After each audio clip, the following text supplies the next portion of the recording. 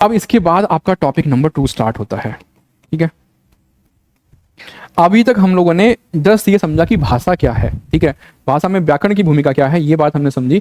अब नेक्स्ट यहां से हमारा टॉपिक अगला स्टार्ट हो जाता है, भाषा अधिगम और अर्जन। एक प्रश्न बड़ा पक्का है, यहां से 1 नंबर का क्वेश्चन तो आपका आना ही आना है, एक तो कम से कम आना है, एक से ज्यादा कितने भी आ सकते हैं, लेकिन एक तो हर हाल में आएगा। तो ये जान लो 1 नंबर की लड़ाई है भाई, करना पड़ेगा हमको अच्छे ढंग से।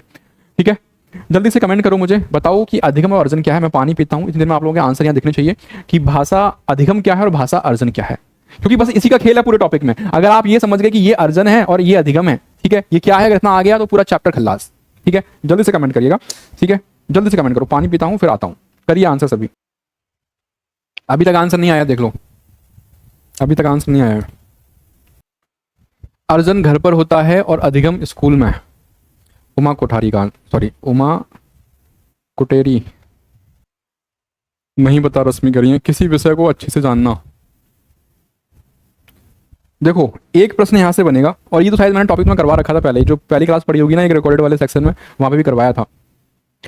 अर्जन और अधिगम, ये 2 बातें ध्यान रखिएगा। अगर इतना समझ गए, अधिगम की जब बात होती है तो अधिगम ध्यान रखिएगा, इसमें आपको एफर्ट्स लगाने पड़ेंगे, है ना। अधिगम में क्या करना पड़ेगा, किसी का अर्जन मतलब किसी का अधिगम करना है, जरूरी नहीं कि भाषा का ही अधिगम हो, XYZ किसी भी चीज का अधिगम हो। ठीक है, अधिगम सीखना मतलब वो तो हिंदी हो गई उसकी, हिंदी इंग्लिश हो गया तो ना। अर्जन मतलब होता है ग्रहण करना। देखो समझो एक बार कि जो अधिगम है आपका, ये कैसा है आपका, इसमें आपको प्रयास करने पड़ेंगे, ठीक है ना, प्रयास करने पड़ेंगे, प्रयास करने होंगे, ठीक है, एफर्ट्स लगाने पड़ेंगे, अभ्यास करना पड़ेगा, अभ्यास करना होगा। कुछ भी चीज आप अधिगम कर रहे हो, कुछ भी चीज सीख रहे हो, अधिगम को हम लोग बेसिकली क्या बोलते हैं, सीखना बोलते हैं। ठीक है, सीखना बोलते हैं। अब चाहे आप भाषा सीखो या कुछ भी सीखो, मान लो आपको साइकिल चलाना सीखना है, प्रयास करने पड़ेंगे, आपको कार चलाना सीखना है, आपको प्रयास करने पड़ेंगे, आपको अभ्यास करना पड़ेगा, आपको पूरी तरीके से ना कॉन्शियस रहना पड़ेगा, आपको मालूम होगा कि हाँ मैं कुछ कर रहा हूं। ठीक है, मतलब एक चीज ध्यान रखना, ये आपका जो है कॉन्शियस प्रोसेस है, ठीक है ना, कॉन्शियस प्रोसेस है, मतलब आप इसमें पूरी तरीके से क्या रहेंगे, अवेयर रहेंगे। आपको मालूम होगा कि हाँ मैं कुछ चीजें कर रहा हूं, आपको पूरी तरीके से इन्वॉल्व होना पड़ेगा। लेकिन वहीं जो आपका ये अर्जन है, अर्जन में ध्यान रखिएगा, ये स्वतः होगा, स्वतः होगा, आपको मालूम भी नहीं चलेगा कब हो गया, स्वतः होता है। ठीक है, स्पॉन्टेनियस है, स्पॉन्टेनियस है ये। आपको प्रयास नहीं करना पड़ेगा, ठीक है ना, अभ्यास नहीं करना पड़ेगा, कोई भी अभ्यास नहीं करना पड़ेगा, कोई भी अभ्यास नहीं करना पड़ेगा। ठीक है, कोई प्रयास नहीं करना पड़ेगा, ये 2 नंबर हो गया, ये 3 नंबर हो गया, कोई भी प्रयास नहीं करना पड़ेगा ना। मतलब अर्जन आपका स्पॉन्टेनियस है ना, स्वतः होता है, खुद से होगा। मतलब आप गाना सुन रहे हो, उसमें भी आप अर्जन कर रहे हो। अब गाने सुनने में तुम आपको पता ही नहीं है, लेकिन फिर भी आप भाषा का अर्जन कर रहे हो। तो अर्जन क्या है, आपका एक नेचुरल प्रोसेस है, इसमें कोई एफर्ट्स नहीं लगाने पड़ेंगे। आप किसी चीज का अर्जन करोगे तो वो ऑटोमेटिक होगा, ऑटोमेटिक होगा, बिना किसी एफर्ट के होगा। लेकिन अधिगम में आपको प्रयास लगाना पड़ेगा, एफर्ट्स लगाने पड़ेंगे, अभ्यास करना पड़ेगा। यही बात आपको ध्यान रखनी है। इसी बात पे पूरा ये जो आपका टॉपिक है ये निर्भर करेगा। अब देखो चीजें कितनी आसान हो जाएंगी, यहाँ पे हम समझेंगे। तो जो अधिगम है, अधिगम को बेसिकली हम लोग क्या बोल देते हैं, सीखना बोल देते हैं। ठीक है, यानी भाषा सीखना। अब भाषा सीखना या भाषा अधिगम की अगर बात होगी तो किसी भाषा के जो नियम है, कि भाई हर भाषा के अपने नियम है, तो जो नियम हुए उस भाषा के और जो शब्द भंडार है उसको औपचारिक रूप से, ध्यान दीजिएगा, औपचारिक की बात कर रहा है, मतलब अगर औपचारिक होगा तो आपको प्रॉपर स्कूल जाना पड़ेगा, क्लासरूम लेनी पड़ेगी, ठीक है, प्रॉपर क्लासेस आपको अटेंड करनी पड़ेंगी। तो ये प्रॉपर जो सीखना होगा भाषा का, ये कक्षा में बैठकर ही होगा। समझ पा रहे हैं बात। लेकिन भाषा का अर्जन आप बिना स्कूल जाए, बिना कक्षा में बैठे, किसी भी टाइम कहीं पे भी कर सकते हो। सीखना क्या है आपका, एफर्टफुल है, एफर्ट्स लगाने पड़ेंगे, पूरे प्रयास करने पड़ेंगे, तब जाके आपका सीखना होता है। न केवल भाषा बल्कि कुछ भी चीज आप सीखिए, किसी भी चीज को सीखने में हमको एफर्ट्स लगाने पड़ते हैं, हमको मालूम होता है, प्रॉपर सिस्टम से चीजें चलती हैं। लेकिन अर्जन में ऐसा है नहीं। तो ये क्या होगा, आपका औपचारिक रूप से होगा, और वहीं अर्जन जस्ट अपोजिट है, वो कैसा होगा, अनौपचारिक रूप से होगा।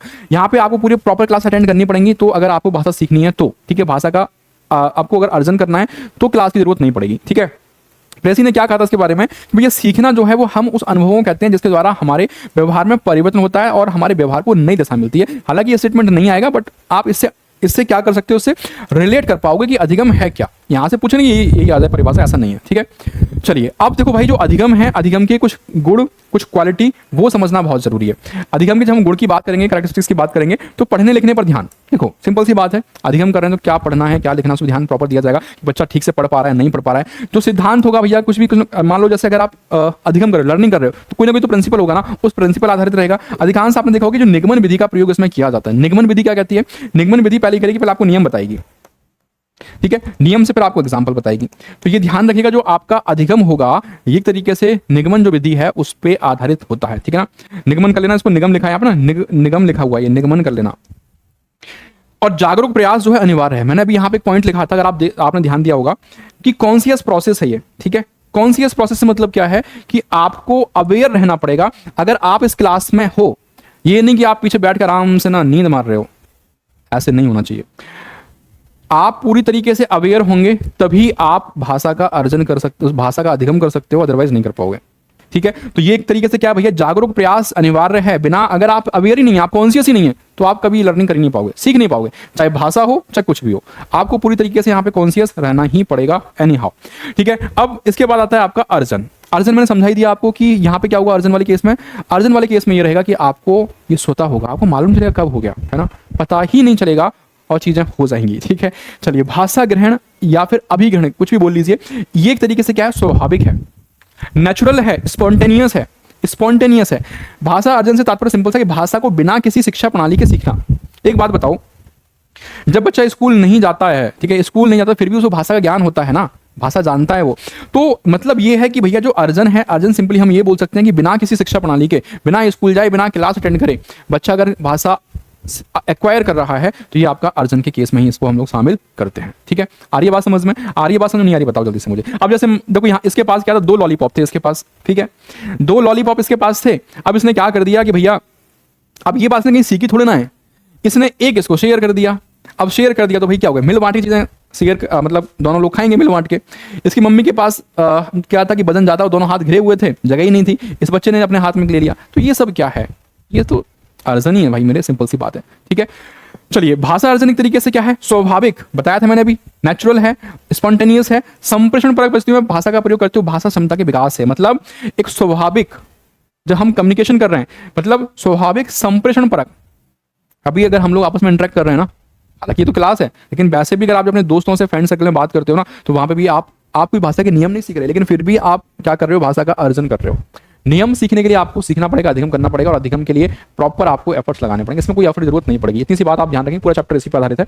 अब बात करते हैं कि जो अर्जन है भैया, अर्जन की क्या क्या कैरेक्टरिस्टिक्स हो सकती हैं। अब देखो भैया, बहुत सहजता से सीख, मतलब इजीली हो जाता है, आराम से, कोई दिक्कत नहीं होती। बोलचाल पे जोर, ठीक है। अब इस जब हम अर्जन की बात करें कि कोई क्लासरूम में तो जाना नहीं है, कोई क्लास अटेंड करनी नहीं है, नॉर्मली कम्युनिकेट कर रहे हैं, तो उसे हम सीख पा रहे हैं, अर्जन कर पा रहे हैं। मौखिक क्रिया पर ध्यान दिया जाता है कि बच्चा कितना इंटरेक्ट कर पा रहा है, कितना बोल पा रहा है, कितना सुन पा रहा है, कितना समझ पा रहा है। जो प्राकृतिक देखो, हाँ ये ध्यान रखिए, अवचेतन, चेतन और अवचेतन, 2 बातें आपने साइकोलॉजी में पढ़ रखी होंगी, चेतन और अवचेतन। एक और होता है अचेतन, ठीक है, पढ़े नहीं पढ़े ये? मन की 3 स्टेज, ठीक है, ये 3 है भाई। एक तो हो गया हमारा चेतन मन, एक हो गया अवचेतन मन, और एक हो गया क्या, अचेतन। यहाँ पे मतलब अचेत हो गए, अचेत, यहाँ पे हमको कोई होश ही नहीं है, ठीक है। सबकॉन्शियस, ये कॉन्शियस, ये सबकॉन्शियस, ये अनकॉन्शियस, ठीक है। कॉन्शियस में हमें पूरा पता है कि क्या हो रहा है हमारे साथ, ठीक है, कॉन्शियस में पूरा पता है कि क्या हो रहा है हमारे साथ। जैसे जब किसी की सर्जरी वगैरह होती है तो क्या करते हैं, उसको ना एनेस्थीसिया दिया जाता है। अब ये भी आपके 2 प्रकार के होते हैं, एक हो गया आपका एल, एक हो गया जीए। एल मतलब लोकल एनेस्थीसिया हो गया, मान लो कि बॉडी का कोई पार्ट है, जैसे मान लो यहाँ पे कट करना है, तो इतने पार्ट को क्या कर देंगे, इतने पार्ट को वो शून्य कर देते हैं, बाकी पूरी बॉडी एकदम एक्टिव रहती है, इस पार्ट में कुछ नहीं होगा। एक होता है आपका, ये हो गया लोकल एनेस्थीसिया, ठीक है, मतलब यहाँ पे व्यक्ति को होश रहेगा, ठीक है, क्या हो रहा है वो सब कर पाएगा, लेकिन उसको दर्द का अनुभव नहीं होगा ना उस जगह पे। लेकिन एक कुछ ऐसी बड़ी बड़ी सर्जरी होती है कि जहाँ पे व्यक्ति को पूरा ही हमको अनकॉन्शियस करना पड़ता है, वो जनरल एनेस्थीसिया हो गया। तो वहाँ पे तो ये वैसा ही है जहाँ पे व्यक्ति कोई होश नहीं है। लेकिन जो आपका अवचेतन है, जो अवचेतन है, तो अवचेतन में हल्का फुल्का उसको मतलब रहता है कि हाँ चीजें चल रही हैं, लेकिन वो उसके लिए पूरी तरीके से एक्टिव नहीं है, लेकिन हाँ थोड़ा सा चीज, जैसे मान लो आप सॉन्ग सुन रहे हो, अब सॉन्ग सुनने में आपका हल्का फुल्का ध्यान है गाने की तरफ, ठीक है। जैसे मान लो कि आपने ईयरफोन लगा रखा है, सॉन्ग सुनते जा रहे हो, कोई काम करते जा रहे हो, तो कहीं ना कहीं आप थोड़ा सा प्रेजेंट, तो सोए तो हुए नहीं ना। अब अगर मैं आपसे ये बोलूं कि आप सो रहे हो और सोते हुए अर्जन हो जाएगा, तो ये पॉसिबल नहीं है ना। गाना सुनते सुनते आप भाषा का अर्जन कर पा रहे हो, वो अवचेतन का हिस्सा हो गया। लेकिन अगर आप सो गए, वो अचेतन हो गया, तो वहां पे अर्जन फिर नहीं होगा। तो इसलिए कहा गया कि भैया ये जो क्या है आपका अवचेतन की प्रक्रिया है, मतलब सब कॉन्शियस आप इसको बोल सकते हो।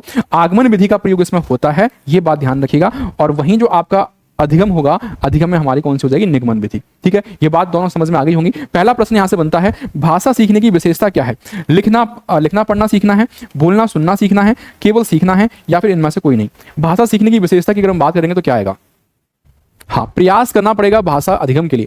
भाषा, मैं फिर बोल रहा हूँ, भाषा नहीं, कोई भी चीज ले लो यार। आपने पहले बाइक चलाना सीखा, साइकिल चलाना सीखा, ठीक है, कार चलाना सीखा, सब में एफर्ट्स लगे ना, या फिर ऐसी ऑटोमेटिक आ गई, सोते सोते आ गई, गाना सुनते सुनते थोड़ा ना आ गई होगी। आपने एफर्ट्स लगाए होंगे, ठीक है, 2 बार पटक खाई होगी, ठीक है, तब जाके आपको जो है कार चलाना, बाइक चलाना, साइकिल चलाना आया होगा। आया होगा कि नहीं आया होगा बताओ? ऐसे तो नहीं सीख पाएंगे, प्रयास करे होंगे, एफर्ट्स लगाए होंगे, तब जाके आप सीख पाए। तो अधिगम हमेशा, चाहे भाषा का हो या किसी भी चीज का हो, वो हमेशा एफर्टफुल होगा, बिना एफर्ट्स के नहीं कर पाओगे। करो जल्दी से आंसर। पहला क्वेश्चन कह रहा है कि भाषा सीखने की विशेषता है क्या? लिखना पढ़ना सीखना, बोलना सुनना सीखना, केवल सीखना है, या फिर उपरोक्त में से कोई नहीं है। अभी बताया था, बिल्कुल सही बात है भाई। अक्षय का आंसर गोली की स्पीड से आया है। देखो देखो दिक्कत कहां पे, मैं एक चीज दिखाता हूं अभी आपको, जस्ट अगर आया होगा, देखो ये है ना, पढ़ने लिखने पर ध्यान, अधिगम के गुण, ठीक है। तो सिंपल सी बात यहां पे आपसे यही पूछा है भाई कि भाषा सीखने की विशेषता क्या है, तो लिखना पढ़ना सीखना, सिंपल था, ठीक है। सॉल्व क्वेश्चन गलत नहीं होना चाहिए कभी भी। व्याकरणिक नियमों के द्वारा, जो व्याकरण के नियम है उनके द्वारा भाषा सीखना क्या कहलाता है?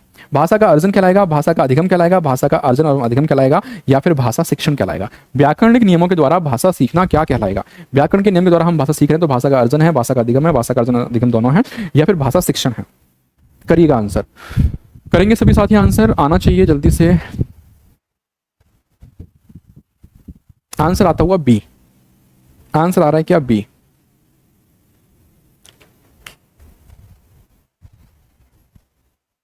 बिल्कुल, क्योंकि भाई देखो व्याकरण के जो नियम होंगे ना, उसके द्वारा जब भाषा, पहले जो सीखना लिखा हुआ है यहाँ पे ना, तो व्याकरण के नियम के लिए आपको इस क्लास अटेंड करनी पड़ेगी, गाना सुनने से नहीं होगा, क्लास अटेंड करनी पड़ेगी। तो ये क्या है? भाषा का अधिगम है, अर्जन नहीं होगा। अर्जन और अधिगम ये वाली बात का मतलब नहीं है, भाषा शिक्षण से मतलब नहीं है। ऑप्शन नंबर बी आपका राइट है, बेस्ट है, परफेक्ट है। निम्न में से कौन सा कथन सही नहीं है? सही नहीं पूछा गया है।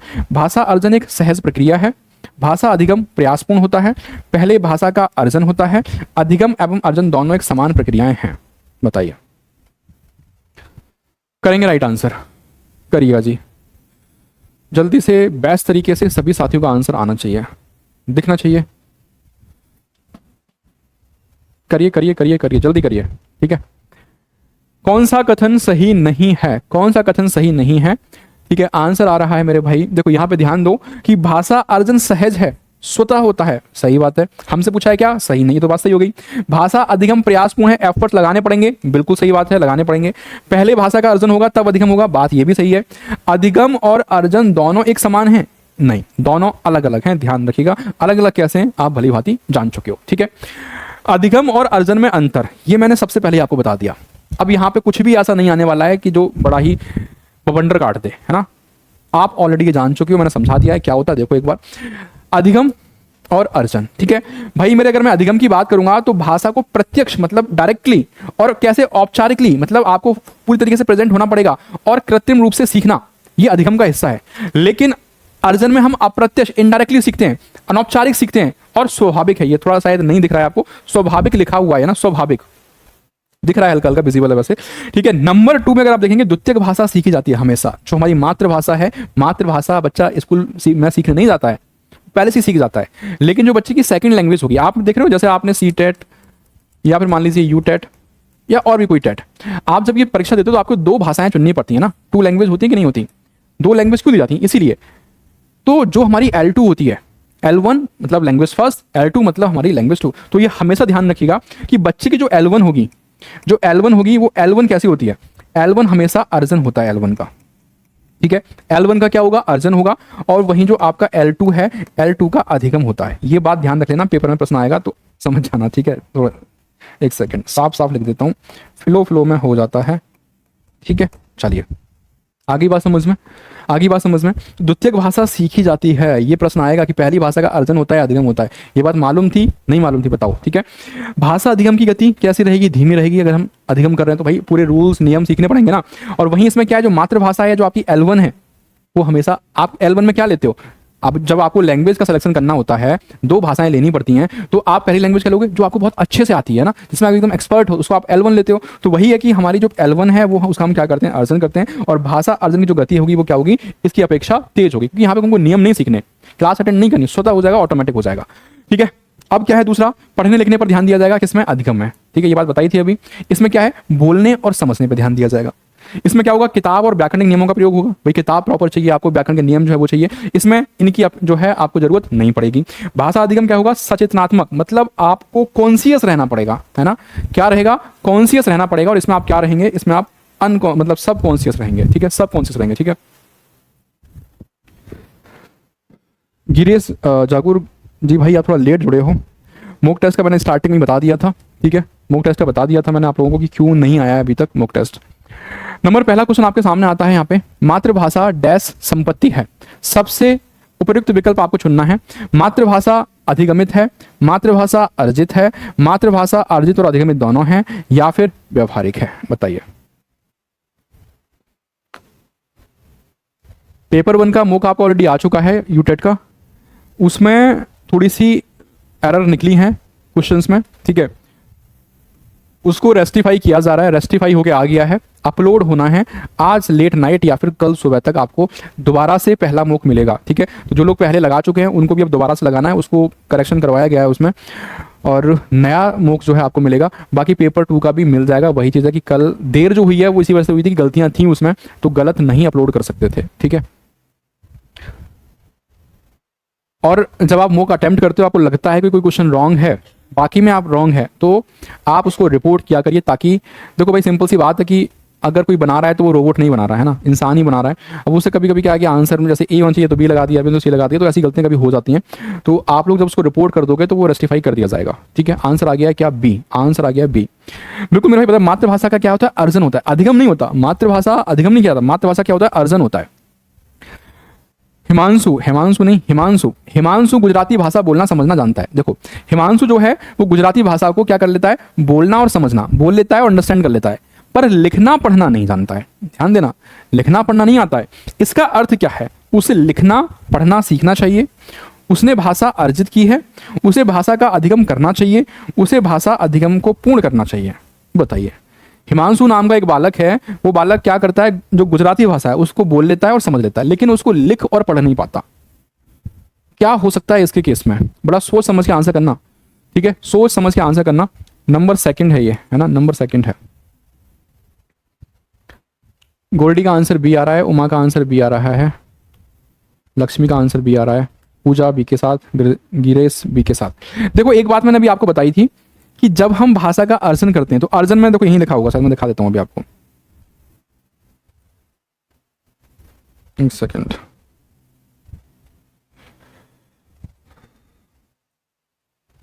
देखो ये रहा, अधिगम में हमने फोकस किया, जब हम इसका अधिगम कर रहे हैं तो हम पढ़ने और लिखने पे जोर दे रहे हैं, ठीक है। वहीं जो अर्जन हो रहा है, अर्जन में हम बोलने और समझने पे फोकस रखता है।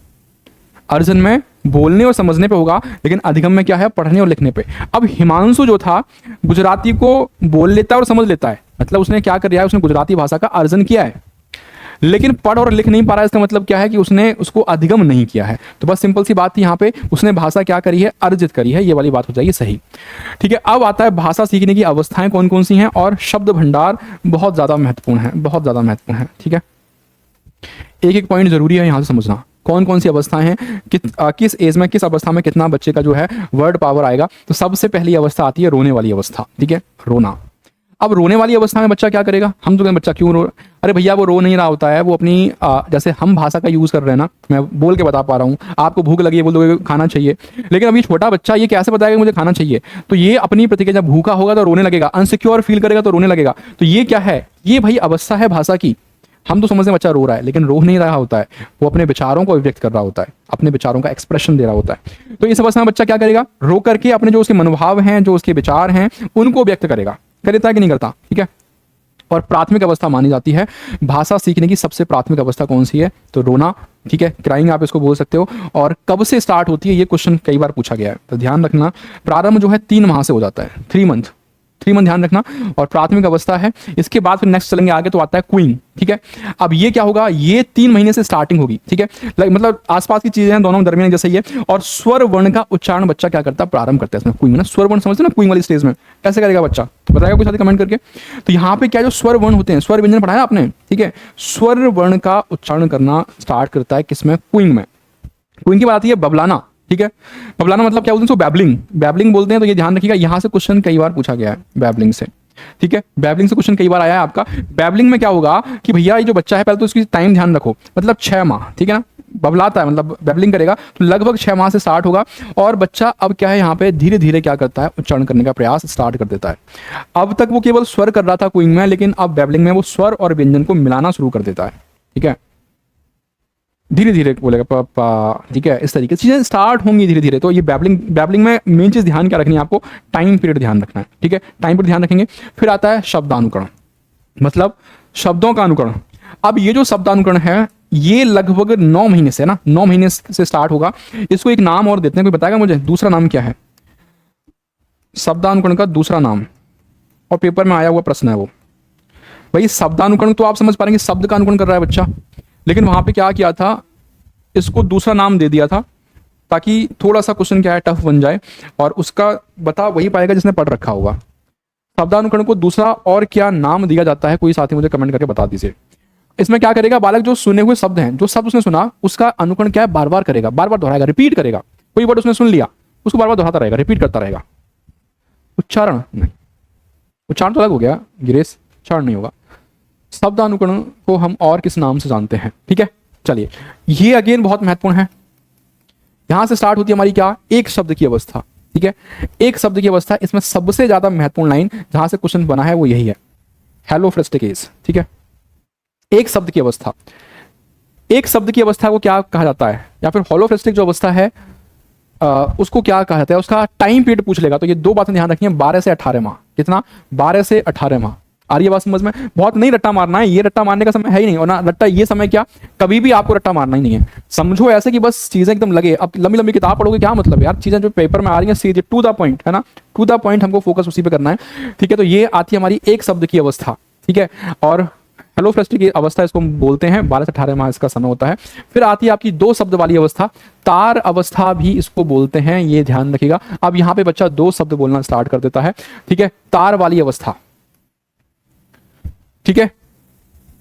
या फिर कभी कभी पूछता है टेलीग्राफिक स्पीच, तो भी आपको ध्यान रखना है जो जो वर्ड पूछते हैं वो सारे वर्ड मेंशन है यहाँ पे, ठीक है। दो शब्द की अवस्था, तार वाली अवस्था, समय वही 12 से 18 माह, टेलीग्राफिक स्पीच की अवस्था, अनुकरण का प्रभाव, लंबे कथन की अवस्था 2 से 4 साल लगभग तक रहेगी, ठीक है।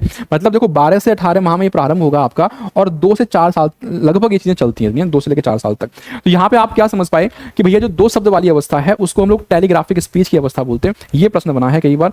तार की अवस्था किसको बोलते हैं, तार वाली अवस्था क्या है, दो शब्द वाली अवस्था को तार वाली अवस्था बोलते हैं, ठीक है। आगे बात समझ में। अब ये है आपका वोकैब वाला पार्ट, मतलब किस एज में कितनी वर्ड पावर जो है बच्चे के पास होती है। ये बड़े ध्यानपूर्वक सुनिएगा, यहाँ से डायरेक्टली क्वेश्चन आता है, और ये क्वेश्चन बड़ा खतरनाक बनता है अगर हमको नहीं पता होता है। तो यहाँ का प्रश्न जो बनेगा वो बड़ा खतरनाक इसलिए होगा कि डायरेक्टली क्वेश्चन आएगा, वो उसमें आप सोच नहीं सकते, इफ एंड बट नहीं होगा, कुछ भी आ रहा है तो आ रहा, नहीं तो जा रहा है, फिर ये वाला सीन है। तो देखो जन्म से लेकर 8 माह तक की अगर हम बात करते हैं तो बच्चे के पास लगभग जो शब्द भंडार है वो कितना है, 0 है, ठीक है। 9 माह से 12 महीने तक शब्द भंडार कितना है, 3 से लेकर 4 शब्द बच्चे के पास आएंगे। 1.5 वर्ष बोले तो क्या 1.5 ईयर्स, 10 से 12 शब्द बच्चे के पास आ जाएंगे। 2 वर्ष में बच्चे के पास 270 हो जाएगा।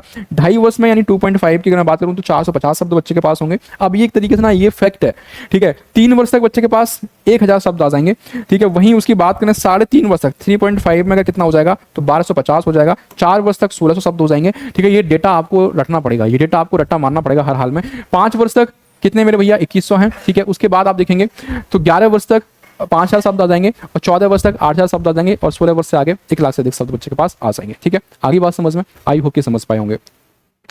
बच्चा कौन सी अवस्था में स्वर और व्यंजन को मिलाना शुरू कर देता है, पहला क्वेश्चन आपके सामने है।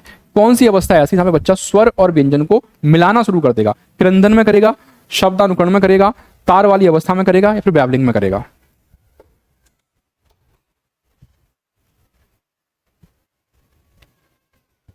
करिए आंसर।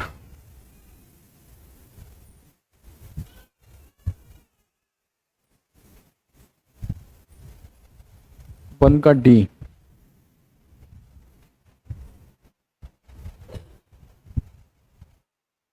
अभी बताया था ना भाई, अभी बताया था, बैबलिंग है, बैबलिंग है, अभी तो बताया था ये, ठीक है, बैबलिंग था। हेलोफ्रेस्टिक अवस्था की आयु सीमा कितनी है? 9 से 35, 6 से 9, 12 से 18, 2 से 3 वर्ष। बताइए, ये डायरेक्टली क्वेश्चन ऐसे बनता है, ठीक है।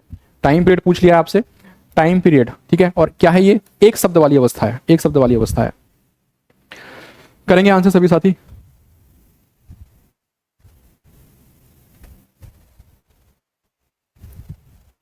ठीक है, 12 से 18 माह राइट आंसर हो जाएगा। 9 माह के बालक द्वारा शब्दों को दोहराना कहलाता है क्या? 9 महीने का बालक जब शब्दों को दोहराता है तो ये क्या, भाषा का विकास कहलाएगा, अनुकरण कहलाएगा, कृंदन कहलाएगा, या फिर एकोलिया कहलाएगा? क्या कहलाएगा इसमें से बताओ? करिए आंसर सभी साथी। थोड़ा स्पीड में करो मेरे भाई। देखो अभी मैंने आपसे पूछा था कि शब्दानुकरण जो है उसका दूसरा नाम क्या है। तो 9 माह में बच्चा क्या करेगा? शब्दों का अनुकरण करता है। शब्दों के अनुकरण को हम लोग क्या बोलते हैं? कोलिया बोल देते हैं। तो option number D right answer हो जाएगा। बी नहीं आएगा, मुझे मालूम था आप बी के साथ जाओगे, तभी मैं आपसे पूछा था, मुझे मालूम था कि आप लोग गलती करोगे, अनुकरण के साथ जाओगे, ठीक है। शब्दों को दोहराना, 9 महीने का बच्चा जो कर रहा है वो क्या कर रहा है? शब्दानुकरण कर रहा है, शब्दों को रिपीट कर रहा है। उसी शब्दानुकरण का दूसरा नाम क्या है आपका? एकोलिया है, ये बात ध्यान रखिएगा, ठीक है। डी राइट आंसर था। कुछ अब यहां से हमारे सॉल्व क्वेश्चन आने वाले हैं। नंबर फर्स्ट आता है, भाषा अधिगम एवं अर्जन में सहायक है क्या? परिवेश सहायक है, परिवार सहायक है, विद्यालय सहायक है, या फिर ये सभी सहायक है? करिए आंसर जल्दी सभी साथी। राइट, बेस्ट और परफेक्ट आंसर क्या होगा जल्दी से बताएंगे, ठीक है, जल्दी से बताना, जल्दी करो, जल्दी से आंसर। फिर देखो, परिवेश भी जरूरी है, परिवार भी जरूरी है, विद्यालय भी जरूरी है, क्योंकि अधिगम होगा तो कहां से होगा? वो विद्यालय से होगा, ठीक है। अर्जन मान लो परिवेश हो गया, परिवार से हो गया, तो ये सारी क्या है? जरूरी है। Option number D right answer हो जाएगा। नेक्स्ट आता है नंबर 2, वैशाली जब तक बच्चों के साथ बातचीत करती रहती है, पीवाई क्यूज है ये, प्रीवियस ईयर में पूछा गया प्रश्न है, और कहां आया था? सीटेट में आया था। वैशाली जब तक बच्चों के साथ बातचीत करती रहती है, वह डैश क्या कर रही है? बच्चों को बाचाल बनाना चाहती है, बनना नहीं, बच्चों को बाचाल बनाना चाहती है, ठीक है। सदैव बच्चों के आकलन का प्रयास करती है, बच्चों का समय नष्ट करती है, या फिर भाषा अर्जन का परिवेश दे रही है? करेंगे जल्दी से आंसर।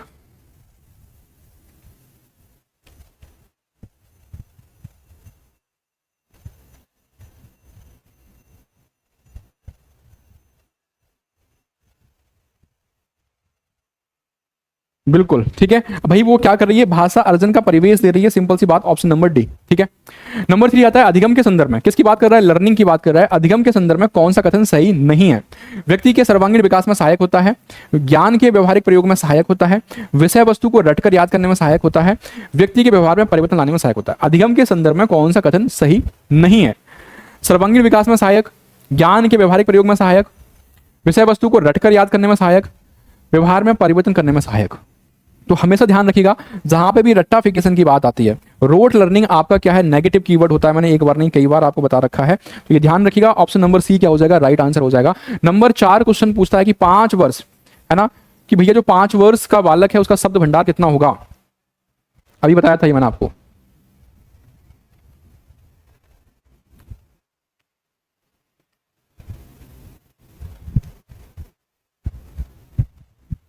जल्दी से आंसर करो, ठीक है, बिल्कुल फर्स्ट वाला राइट आंसर हो जाएगा। नंबर 5 आता है, भाषा सीखने में अनुकरण का विशेष प्रभाव दिखाई देता है। जल्दी से, हाँ ये तो याद करना पड़ेगा भाई, बिल्कुल। भाषा सीखने में अनुकरण का विशेष प्रभाव दिखाई देता है, अर्जन की प्रक्रिया में देगा, भाषा विकास की अवस्था में दिखाई देगा, या फिर एकोलिया की अवस्था। अब ये वही है, शब्द अनुकरण की अवस्था एकोलिया, ठीक है। और ये क्या हो गया आपके? All of these. जल्दी से करेंगे सभी साथी। नंबर 5, भाषा सीखने में अनुकरण का विशेष प्रभाव। भाषा सीख रहे हैं उसमें अनुकरण की अगर हम बात करते हैं तो इसका विशेष प्रभाव अर्जन की प्रक्रिया में देता है, देता है भाई। भाषा विकास की अवस्था में देगा, एकोलिया मतलब ये शब्द अनुकरण। तो ये सारे करेक्ट हो जाएंगे, यहाँ सारे करेक्ट है। यहाँ डी वाला राइट आंसर है, सी नहीं होगा, डी राइट था। टेलीग्राफिक स्पीच, मैंने बोला था कि क्वेश्चन बनता है यहाँ से, क्वेश्चन बनता है यहाँ से। नंबर 6, टेलीग्राफिक स्पीच की अवस्था की आयु सीमा कितनी है? बताओ जल्दी से, कितनी होगी? सभी साथी आंसर करेंगे जल्दी से, ठीक है, सबका आंसर आना चाहिए।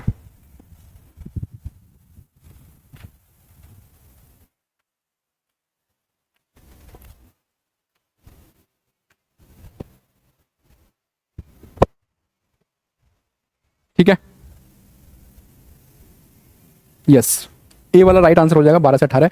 नेक्स्ट चलते हैं नंबर 7। बालक प्रथम भाषा की अपेक्षा द्वितीय भाषा देर में सीखता है। देखो ध्यान है, एक बच्चा जो अपनी जो प्रथम भाषा है, जो उसकी L1 है, या बोल लीजिए प्रथम भाषा को मातृभाषा ही बोल सकते हैं, उसकी अपेक्षा द्वितीय भाषा देर में सीख रहा है, देरी से सीख रहा है। तो उक्त कथन का निष्कर्ष क्या निकल के आया? प्रथम भाषा क्या है? सरल है, पहली भाषा आसानी से जल्दी सीख गया, या फिर अंशतः थोड़ा सा पार्शियली क्या है? राइट है। द्वितीय भाषा जो है वो ज्यादा जटिल है, या फिर अधिगम की अपेक्षा अर्जन गति क्या होती है? तीव्र होती है। बताओ कि बच्चा अपनी जो L1 है, जो मातृभाषा है, उसको मतलब ज्यादा जल्दी सीख रहा है बजाय किसके? L2 के। तो ये क्या रीजन, क्या लॉजिक इसके पीछे हो सकता है? करिए आंसर। 7 का आंसर आ रहा है डी। देखो प्रथम भाषा सरल है, ऐसा कुछ नहीं है, अंशतः सत्य है, ये भी नहीं जाएंगे। द्वितीय भाषा नहीं, ये कह रहा है कि जो अधिगम की अपेक्षा अगर आप देखें, जो अर्जन है ना, उसकी गति तीव्र होती है। ये बात हम अभी पढ़ के आए थे। तो राइट आंसर यहाँ पे क्या हो जाएगा? ऑप्शन नंबर डी हो जाएगा। नंबर 8 आता है। 8 क्या पूछता है कि जिस भाषा को लेकर बच्चा विद्यालय आता है, जो भाषा लेके बच्चा स्कूल पहुंच रहा है, वो केवल बालक की मातृभाषा होगी, बालक उस भाषा को अर्जित करेगा, या फिर वह भाषा अर्जित मातृभाषा है, वह भाषा अधिगम द्वारा प्राप्त हुई है। जिस भाषा को लेके बच्चा कहाँ पे आ रहा है? स्कूल में आ रहा है, ठीक है।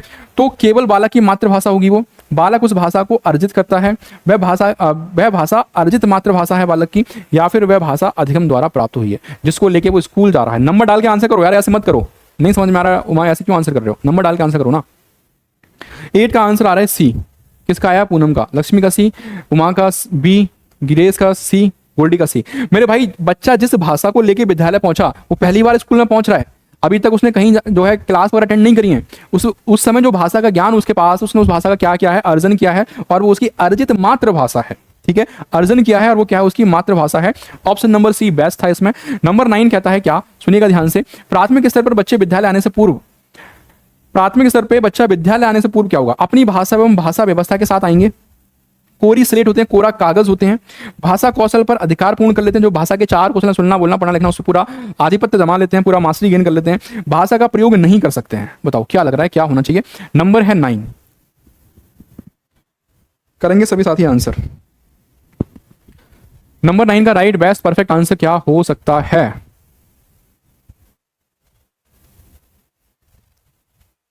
नाइन का आ रहा है मेरे भाई। देखो अपनी भाषा एवं व्यवस्था के साथ आते हैं। ए आंसर आया है। लक्ष्मी, अक्षय, रश्मि का बी है, गोल्डी का, ग्रेस का बी है, गोल्डी ए, उमा ए। कोरी स्लेट होते हैं। ओ हो माय गॉड, ये भूल मत समझ लेना, ठीक है। बच्चा कोरा कागज नहीं होता है।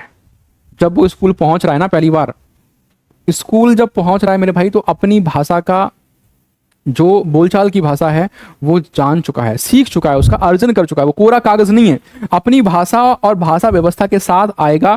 उसको मालूम है अगर उसको पानी पीना है तो बोल देगा कि मुझे पानी पीना है, उसको भूख लगी बोल देगा मुझे खाना खाना है, ठीक है। तो अपनी आवश्यकताओं को, अपनी नीड्स को, अपनी इच्छाओं को एक्सप्रेस कर सकता है। तो वो कोरा कागज नहीं है, कोरा कागज नहीं है मेरे। ये भूल मत समझना बच्चे को कोरा कागज समझने की, ठीक है। ए वाला राइट है। नंबर 10 आता है क्या? नंबर 10, हाँ ये प्रश्न आ जाए कि भैया बच्चे को कोरी स्लेट किसने कहा था? तो जरा मुझे बताओ। एक है, उन्होंने बोला कि भैया बच्चा क्या है? कोरा कागज है, कोरी स्लेट है, जिसपे वो अपने अनुभव लिखता है। तो आप मुझे ये बताइएगा कि ये बात किसने कही थी? किसने कही थी ये वाली बात, बच्चे को कोरी स्लेट? नंबर 10 है कि भाषा सीखने के लिए कौन सा कारक महत्वपूर्ण नहीं है? भाषा सीखनी है तो भाषा सीखने के लिए कौन सा एक ऐसा फैक्टर है जो कि महत्वपूर्ण नहीं है? समृद्ध भाषा का परिवेश हो गया, व्याकरण का ज्ञान हो गया, संवाद करना हो गया, फिर उपरोक्त में से कोई नहीं।